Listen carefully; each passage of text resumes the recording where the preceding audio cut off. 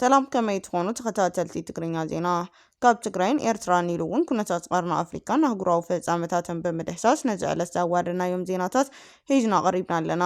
ንቻናልና ሼር፣ ላይክ፣ ሰብስክራይብ ክትገብሩ ብምዕዳም ንሎሚ ዘዋደናዮም ቀንዲ ነጥብታት ክነላለይኩም።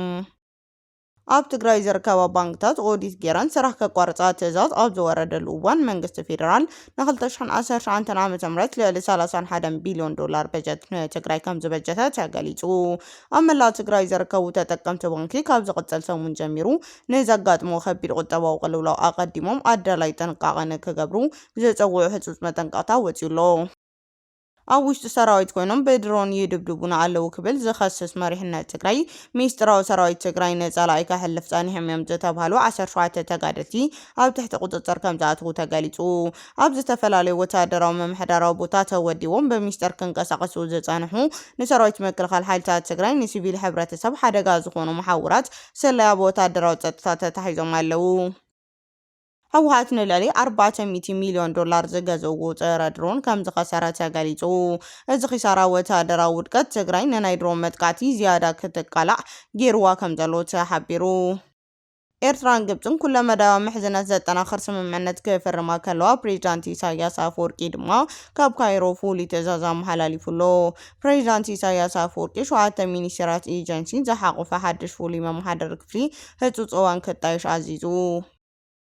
ኣብ ደቡብ ኣፍሪካ ብዝተፈጸመ ጀምላዊ ቅትለት 12 ሰባት ከም ዝተቐተሉ እንትግለጽ፣ እስራኤል ኣብ ልዕሊ ሊባኖስ ብዝፈጸመትዎ መጥቃዕቲ ኣየር ድማ 17 ሰባት ተቐቲሎም ኣለው። ኣብ ማእኸላይ ምብራቕ ዘሎ ውጥረ ኣሜሪካን ኢራን እውን ናብ ዝለዓለ ብርኪ ደይቡ ከም ዘሎ ተሓቢሩ።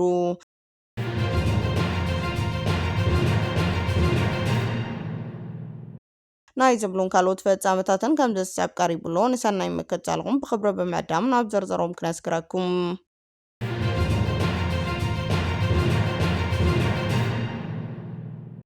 ኣብ ትግራይ ዝርከባ ባንክታት ኦዲት ጌረን ስራሕን ከቋርፃ ትእዛዝ ኣብ ዝወረደሉ እዋን መንግስቲ ፌደራል ን2019 ዓ.ም ልዕሊ 31 ቢልዮን ዶላር በጀት ንትግራይ ከም ዝበጀተ ተገሊጹ። ኣብ መላእ ትግራይ ዝርከቡ ተጠቀምቲ ባንኪ ካብ ዝቕፅል ሰሙን ጀሚሩ ንዘጋጥሞም ከቢድ ቅልውላው ኣቐዲሞም ኣድላይ ጥንቃቐ ክገብሩ ዝፅውዑ ህፁፅ መጠንቀቕታ ወፂኡሎ። እዚ ሓበሬታ እዚ ካብ ብሄራዊ ባንኪ ኢትዮጵያ ዝርከብ ፍሉጥ ውሽጣዊ ምንጪ ዝተረኸበ ምዃኑ ተገሊጹሎ። ብመሰረት እቲ ዝወፀ ሚኒስትራዊ ሓበሬታ በብሄራዊ ባንኪ ኢትዮጵያ ውሽጢ ዝሓደ ዓመት ጥራይ 2.7 ቢልዮን ብጥረ ገንዘብ ካብ ትግራይ ከም ዝውፅእ ዝፍለጥ ኮይኑ በዚ ምክንያት ድማ ኣብዚ ሕዚ እዋን ኣብ ክልል ከቢድ ናይ ጥረ ገንዘብ ሕፅረት ኣጋጥሙ ይርከብ። ብተወሳኺ እውን ኣብ ትግራይ ዝርከቡ ሰባት ሃብቲ ጥረ ገንዘብ ናብ ባንኪ ካብ መተው በገዞም ክሓብኡ ብምክልኻሎም ነቲ ናይ ገንዘብ ሕፅረት መሊሱ ከም ዘጋደዱ ተገሊጹሎ። ነዚ ሕፅረት ገንዘብ ጽዒቡ ካብ ዝቕፅል ሰሙን ጀሚሩ ኣብ ትግራይ ብሰንኪ ተፈጢሩ ዘሎ ፖለቲካዊ ኩነታት ከቢድ ፀቕጢ ክመጽእ ምዃኑ እቲ ምንጪ ይጥንቅቕ። ካብ ትግራይ ብሓይሊ ስልጣን ሒዙ ዘሎ ውጅለ ልክዕ ከምቲ ኣብ 2013 ዓ.ም ዝገብሮ ዓይነት ወረራ ቁፅጥር ኣብ ልዕሊ ኩሎም ባንክታት ንምፍጻም ሓሲቡሎ። እዚ ሓደገኛ ወረራ ቅድሚ ምፍጻሙ ግን ኣብ መላእ ትግራይ ዝርከቡ ባንክታት ብህፁፅ ኦዲት ክገብራ ትእዛዝ ወሪድወን ኣሎ። እዚ ስጉምቲ እዚ ኣብ ልዕሊ መነባብሮ ህዝቢ ትግራይ ምንቅስቓስ ንግድን ከቢድ ማሕነቆ ክፈጥር ስለ ዝኽእል ኣብ ኩሉ ትግራይ ዝርከብ ጠቃሚ ባንኪ ነዚ ተፈጢሩ ዘሎ ኩነታት ተገንዚቡ ኣቐዲሙ ናይ ቁጠባዊ ቅልውላው መከላኸሊ ጥንቃቐታት ክገብር ዘድሊ ጥረ ገንዘብ ከዳሉ ከም ዝግባእ እቲ መጠንቀቕታ ብጽኑዓት ተሓሳሲቡ።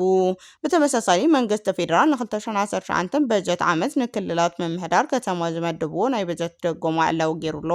መንግስቲ ፌደራል ን2019 በጀት ዓመት ዘዳለዎ ን12 ክልላትን ንክልተ ምምሕዳር ከተማታትን ዝከፋፈል ናይ ገንዘብ በጀት ደጎማ ፍርቂ ትሪልዮን ብር ከም ዝተሻገረ ተገሊጹ። ካብዚ ሰፊሕ ናይ በጀት ደጎማ ውሽጢ ዝለዓለ መጠን ገንዘብ ዝረኸበት ክልል ኦሮምያ ክትኸውን ከላ እቲ ትሑት መጠን ዝተመደበሉ ድማ ካብ ዝሓለፈ ዓመት ጀሚሩ ናብቲ ናይ ድጎማ መመዘኒ ዝርዝር ዝኣተወ ምምሕዳር ከተማ ኣዲስ ኣበባ እዩ። ናይ 2018 ዓ.ም ሙሉእ በጀት ዝረኸበት ትግራይ ድማ ልዕሊ 31 ቢልዮን ብር ን2019 ዓ.ም ተበጂትላ ኣሎ። እዚ ን2019 በጀት ዓመት ዝተዳለወ ናይ ፌደራል መንግስቲ ድጎማ በጀት ረቂቕ ሕጊ ኣብ ፓርላማ ቀሪቡ ድሕሪ ምዝታይን ምጽዳቕን ብቐጥታ ናብ ስራሕ ንምእታው ዝተዳለወ ምዃኑ ካብ ተወፂኡ ዘሎ ጸብጻብ ንምርዳእ ተኻኢሉ።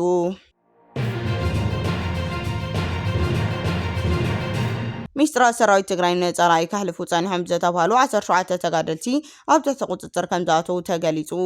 ኣብ ዝተፈላለዩ ወተሃደራዊ መምሕደራዊ ቦታታት ተመዲቦም በሚስጥር ክንቀሳቀሱ ዝጸንሑ ንሰራዊት ምክልኻል ሓደጋ ትግራይ ንሲቪል ሕብረተሰብ ሓደጋ ዝኾነ ማሕበራት ሰለያ ብወተሃደራዊ ጸጥታ ተታሒዞም ኣለዉ።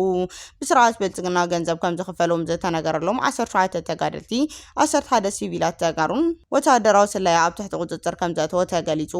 እዞም 28 ውልቀ ሰባት ኣብ ትሕቲ ቁጽጽር ከኣትዉ ከለዉ ናይ ጸጥታ ሰለያ ሓይልታት ንነዊሕ እዋን ከከታተሎም ድሕሪ ምጽናሕ ትማል ምሸት ብዝተኻየደ ስጉምቲ ምዃኑ ተገሊጹ። እቶም ተጠርጠርቲ ኣብ ዝተፈላለዩ ኣገደስቲ ወተሃደራዊ ማዕስከራት መምሕደራዊ ትካላት ተወዲቦም ዝሰርሑ ዝነበሩ ብምዃኖም እቲ ናይ ሰለያ ስጉምቲ ብዝለዓለ ጥንቃቐ ከም ዝፈጸምዎ ወተሃደራዊ ፍልልያት ሓቢሮም ኣለዉ። እዞም ኣብ ትሕቲ ቁጽጽር ኣትዮም ዘለዉ 17 ተጋደልቲ 11 ሲቪላትን ተጋሩ ብሰለስተ ቀንዲ ከበድቲ ገበናት ኸዳኣት ተኸሲሶም ኣለዉ። እቲ ቀዳማይ ክስቲ ብገንዘብ መንግስቲ ፌደራል ተገዚኦም ፖለቲካዊ ወተሃደራዊ ጥልመን ፈጺሞም ዝብል ትኸውን። እቲ ካልኣይ ድማ ኣብ ልዕሊ ሰራዊት TDF ይኹን ኣብ ልዕሊ ሲቪል ሕብረተሰብ ዝለዓለ ናይ ጸለመ መጥቃዕቲ ንክሳለጥ ናይ ሰራዊት ቁልፊ ምስጢራት ሓሊፎም ብምሃብ ተኸሲሶም ኣለዉ።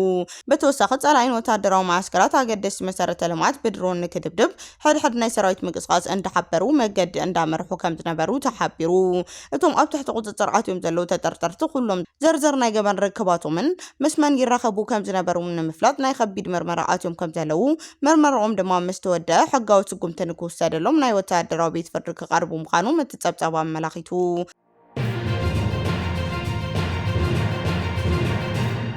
ህወሓት ልዕሊ 400 ሚልዮን ዶላር ዝገዝኦ ጸረ ድሮን ከም ዝኸሰረ ተገሊጹ። እዚ ክሳራ ወተሃደራዊ ውድቀትን ትግራይ ንናይ ድሮን መጥቃዕትታት ዝያዳ ከተቃላገርዋ ከም ዘለዎ ተሓቢሩ። በመንግስቲ ፌደራል ዝንቀሳቐሱ ዘለዉ ዘመናዊ ድሮናት ንምክልኻል ንምዕጋትን ብህወሓት ዝተገበረ ጸረ ድሮን ቴክኖሎጂ ሙሉ ብሙሉ ከም ዝፈሸለ ተጋሂዱ። ጋዜጠኛ ዳዊት ከበደ ዕላው ከም ዝገበሮ መራሒ ህወሓት ብደለልቲ ኣቢሉ ካብ ምብራቕ ኣውሮፓ ዝገዝዎ ልዕሊ 400 ሚልዮን ዶላር ዝወጸሉ ጸረ ድሮን ቴክኖሎጂ ከም ዘይሰርሐ ተገሊጹሎ። እዚ መሳርሒ ዛብ ተኸባቢ ኩሓ ኣብ ዝርከብ ሓይሊ ኣየር ሰሜን እዝ ንምግጣም ፈተነ እኳ ተተገበረ። እቲ መሳርሒ ግን ብናይ ደላሉት ምትላል ዝመጸ ብቕዓት ዘይብሉ ኮይኑ ተረኺቡሎ። ወተሃደራዊ ኺላታት ከም ዝገለጽዎ ኣብ ትሕዚ እዋን ወተሃደራዊ ፌደራል ዝጥቀመሎም ዘሎ ዘመናዊ ድሮናት ዝለዓለ ናይ መከላኸሊ ቴክኖሎጂ ዘለዎም ናይ መሬት ጥራይ ዝጥምቱ ናይ ኣንቴና መዋቕራት ዝገጠመሎም ምዃኑ ተገሊጹ። በዚ ምክንያት ድማ መራሕቲ ህወሓት ዝገዝዎም ጊዜኦም ዝሓለፉ መሳርሕታት ነተን ናብ ትግራይ ዝመጻ ድሮናት ከሰናኽላ ወይ ካብ መስመር ከውፅኣ ኣይኽእላን። እዚ ናይ ቴክኖሎጂ ውድቀት እዚ ድማ ነቲ ክልል መንግስቲ ፌደራል ናይ ድሮን መጥቃዕቲ ዝያዳ ዝተቃልዐ ገይርዎ ይርከብ። ኣብ ውሽጢ ህወሓት ዝተፈጠረ ምክፍፋል ንጎኒ ብምግዳፍ መንግስቲ እየ ናይ ዝብል ቀመንኡ ክምለስ እንተፈተነ እኳ ኣብ መንጎት ማሕበረሰብ ዘለዎ ፍጹም ተቐባልነት ግን ኣመና እንዳቐነሰ ይመጽ ኣሎ። እዚ ናይ 400 ሚልዮን ዶላር ጸረ ድሮን ቴክኖሎጂ ምክሻፉ መጥቃዕቲ ድሮን ከየቋርጽ ምቕጻሉ ናይቲ ዞባ ናይ ሓይሊ ሚዛን ሙሉእ ብሙሉ ናብ ኢድ ፌደራል መንግስቲ ንክኣቱ ገይርዎሎ። በተኸታታሊ ኩናት ዝተረኸመ ህዝቢ ትግራይ ንኻልኣይ ዞር ኩናት ፍቃደኛ ብዘይምዃኑ ህወሓት ዝመርሖ መንግስቲ መናሰይ ብግዴታ ናብ ሰራዊት ኣይኣቱን ኣይጋደልን ንዝብል ክሳብ 25 ዓመት ጽኑዕ ማሰርቲ ዘቕጽዕ ሓድሽ ኣዋጅ ምውጽኡ ዝፍለጥ እዩ። ሕዚ እዋን ኣብ ትግራይ ዘሎ ስደት መናሰይ ሕፅረት ቴክኖሎጂ ምድኻም ቁጠባን ነዚ ኩነታት እሸሽልካ ናብ ካሊእ ሓድሽ ኩናት መተው ንህልውና ትግራይ ኣዝዩ ሓደገኛ ከቢድ ናይ ህይወት ቁማር ምዃኑ እንዳተገለጸ ይርከብ። ኤርትራን ግብፅን ኩለ መዳዮ ምሕዝነት ዘጠናኽር ስምምዕነት ከፍርማ ከለዋ ፕሬዚዳንት ኢሳያስ አፈወርቂ ድማ ካብ ካይሮ ፍሉይ ትእዛዝ ኣመሓላሊፉሎ። ፕሬዚዳንት ኢሳያስ አፈወርቂ 7 ሚኒስተር ኤጀንሲ ዝሓቆፈ ሓድሽ ፍሉይ መመሓደሪ ክፍሊ ህፁፅ እዋን ከጣይሽ ኣዚዙ። ኣብ መንጎ መንግስቲ ኤርትራን ግብፅን ዘሎ ዲፕሎማስያዊ ቁጠባዊ ወተሃደራዊ ምሕዝነት ናብ ዝለዓለ ብርኪ ዘስተጋግር ርክብ ሚኒስትራት ስትራቴጂ ዑደት ካብ ካይሮ ተኻይዱሎ። ነዚ ሰይቡ ፕሬዚዳንት ኢሳያስ አፈወርቂ ኣብ ካይሮ ኣብ ዘመሓላለፎ ህፁፅ ትእዛዝ መሰረት 7 ሚኒስቴራት ኤጀንሲ ዝሓቆፈ ሓድሽ ናይ ፍሉይ ህፁፅ እዋን መመሓደሪ ክፍሊ ከጣይሽ ተገይሩሎ። ከም ኣካል ምድልዳል ዝምድና ክልቲአን ሃገራት ፕሬዚዳንት ኢሳያስ አፈወርቂ ዝመርሑ ላዕለዋይ ልኡኽ ኤርትራ ኣብቲ ዘመናዊ ሓድሽ ቀጽሪ ምምሕዳር ካይሮ ዑደት ኣካይዱ እዩ። እቲ ልኡኽ ኣብ ሓድሽ ቀጽሪ ዝርከቡ ዝተፈላለዩ ህዝባዊ ኣገልግሎት ዓበይቲ ናይ ትሕቲ ቀጽሪ ህንጻታት ተዓዚቡ እዩ። ንረብሓታት ህዝቢ ክልቲአን ሃገራት ንምስጓም ነቲ ዘሎ ኩለ መዳዮ ዝምድናታት ምውዳብ ምድልዳል ኣገዳሲ ምዃኑ ዘስመረሉ ፕሬዚዳንት ኢሳያስ ኤርትራ ምስ ናይ ግብፂ ቁጠባዊ ንግድታት ኩባንያ ብምትሕባር ሓባራዊ ፕሮጀክት ብምትግባር ሙሉእ ድልውነት ከም ዘለዋ ገሊጹሎ በተመሳሳሊ ሚኒስቴር ጉዳይ ወጻኢ ግብጺ ዶክተር ባድር አብደላቲ ንሚኒስቴር ጉዳይ ወጻኢ ኢትዮጵያ ኢታ ኡስማን ሳልሕ ኣብ መቐበል ኣጋይሽ ሚኒስቴር ጉዳይ ወጻኢ ግብጺ ተቐቢሉ ኣዘራሪቦ እቲ ዝርርብ ፕሬዚዳንት ኢሳያስ አፈወርቂ ፕሬዚዳንት ዓብደልፈታህ አልሲሲ በዕለት 8 ሰነ 2026 ዓ.ም ኣብ ዘካየድዎ ስምምዕነት መሰረት ኣብ ዝርርብን መስርሕን ተግባርን ናይቶም ዛዕባታት ዘተኮረ ምዃኑ ተሓቢሩ እቲ ርክብ ከም መቐጸልታ ተቐዲሙ ክካየድ ዝጸንሐ ክልተኣዊ ምክክር ኮይኑ ነቲ ኣብ ዞባ ቀርኒ ኣፍሪካን ቀይሕ ባሕርን እንዳሓየለ ዝኸይድ ዘሎ ምትእስሳርን ምትሕብባርን ሃገራት ዘሐይል ምዃኑ ተገሊጹሎ ክልቲኦም ወገናት ኣብቲ ዘካየድዎ ዕምቆት ኣለዎ ዝተባሃለ ዘተ ንሰላም ጸጥታ ዞባ ቀርኒ ኣፍሪካን ቀይሕ ባሕርን ክብድሁ ዝኽእሉ ምዕባለታት ብሰፊሑ ዳህሲሶም ኣለዉ ተባሂሉ ብፍላይ ድማ ኣብ ሱዳን ዘሎ ውሽጣዊ ግጭት ዘሎ ኣንፈት ሓደገኛ ምዕባለታት ኢሉውን ኣብ ህንጸት መስርሕ ጉዳይ ሉዓላውነት ሶማልያ ተመያይጦም ኣለዉ ኤርትራን ግብጽን ብፍላይ ኣብ ዝቐረባ እዋን ሰላምን ጸጥታን ዞባ ቀይሕ ባሕሪ ንምርጋጽ ውሑድን ኣድማዕን ወተሃደራዊ ዲፕሎማሲያዊ ምትሕብባር የካይድ ምህላው እንዳተገለጸ ይርከብ ኣብ ደቡብ ኣፍሪካ ብዝተፈጸመ ጅምላዊ ቅትለት 12 ሰባት ከም ዝተቐተሉ ተገሊጹ ኣብ ደቡብ ኣፍሪካ ከተማ ጆሃንስበርግ ውሽጢ ብዝተፈጸመ ዘሰንብድ ሃንደበታዊ ተኩሲ ቢያንስ 12 ሰባት ክቕተሉ ከለዉ ካልኦት 9 ሰባት ድማ ኣብ ናይ ከቢድ ሞጋት ከም ዝበጽሖም ተሓቢሩ ከምቲ ጸብጻብ ፖሊስ እታ ሃገር ዘመናውን ከበድቲ መሳርሒ ዝተዓጠቑ ዘይፍለጡ ጉጅለታት ኣብታ ከተማ ፍሉይ ሽሙ ክሊቭላንድ ተባሂሉ ኣብ ዝጽዋዕ ከባቢ ኣብ ዝተፈላለዩ ቦታታት ጅምላዊ ተኩሲ ድሕሪ ምኽፋቶም ካብቲ ቦታ ተሰዊሮም ኣለዉ እቲ ሓደጋ ምስ ተፈጸመ አካላት ጸጥታ ሃገር ነቶም መጥቃዕቲ ዝፈጸሙ ተጠርጣርቲ ሾፋቱ ኣብ ትሕቲ ቁጽጥር ምእታው ሰፊሕ ሓደን ዝጀመሩ እኳ እንትኾኑ ክሳብ እዚ ዜና ንሰርሐሉ ዘለና እዋን ኣብ ትሕቲ ቁጽጥር ዝኣትዎ ኸነ ዝተተሓዘ ተጠርጣሪ የለን ብሰንኪ እዚ ዘሰንብድ ፍጻመ ድማ መላእ እታ ከተማ ኣብ ከቢድ ድንጋጽን ስጋኣትን ወዲቖም ይርከቡ መርመርቲ ፖሊስ እቲ መጥቃዕቲ ዝተፈጸመሉ ቀንዲ ምኽንያት ኣብ ድሕሪኡ ዘሎ ዕላማን ንምፍላጥ ተኸታታሊ ምርመራታት የካይዱ ኣለዉ ኣብቲ ከባቢ ዝወጹ ሓበሬታ ከም ዝሕብርዎ እቲ ጃምላዊ ቅትለት እዚ ኣብ ከተማ ብበዝሒ ካብ ዝንቀሳቐሱ ዘይሕጋዊ ናይ ወንጀል ጉጅለታት ርክብ ጎንፅን ክኸውን ከም ዝኽእል ተሓቢሩሎ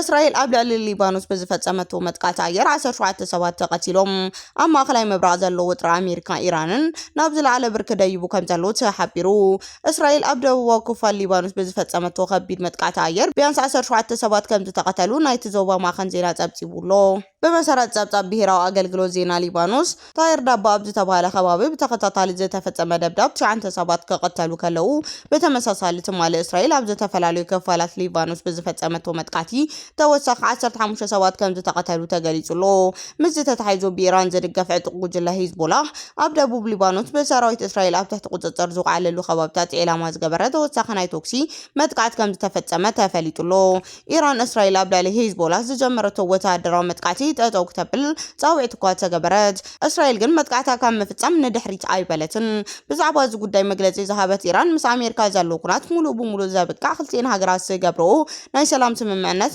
ሊባኖስ እውን ዘጠቃልል እንተኾይኑ ጥራሕ ምዃኑ ገሊጻ ኣላ ወሲኻ እውን ነቲ ናይ ሰላም ድርድር ፕሬዚዳንት ኣሜሪካ ዶናልድ ትራምፕ ኣዝዩ ዝተሓላለኸ ገይርዎ ክትብል ከሲሳ ፕሬዚዳንት ዶናልድ ትራምፕ ብወገኖም ኢራን ነቲ ናይ ሰላም ድርድር መስራሕ ኣዝያ ብምግታት ግቡእ ዋጋ ክትኸፍል እያ ክብሉ ተሪር መጠንቅቕታ ኣመሓላሊፎም ኣለው እዚ ዞባ ወተሃደራዊ ወጥሪ ናብ ፍጹም ኩናት ክቕየር ዝኽኣላ ሓይልታት ኢራን ዋንነተን ናይ ኣሜሪካ ዝኾና ተዋጋቲ ሓይልታት ኣየር ሄሊኮፕተር ወቂዖም ምውዳቖም ጽዕቡ ኣሜሪካ ከቢድ ሕነ ምድፋይ ኣጸፋዊ ስጉምቲ ድሕሪ ሙሳዳዩ ንዓጸፋዊ ስጉምቲ ኣሜሪካ ዘይተቐበለት ኢራን ኣብ ከባቢ ወሽመጥ ዓረብ ኣብ ልዕሊ ዝርከቡ ወተሃደራዊ ማዕስከራት ኣሜሪካ ኢላማ ዝገበሩ ከበድቲ ናይ ሚሳኤል ናይ ድሮን መጥቃዕቲ ከም ዝፈጸመ ብወጋ ኣፍሊጣላ እዚ ኩነታት እዚ ንመላእ ማእከላይ ምብራቕ ናብ ዘይተፈለጠ ዝተሓላለኸ ኩናት የእትዋ ከም ዘሎ ተንተንቲ ይገልጹ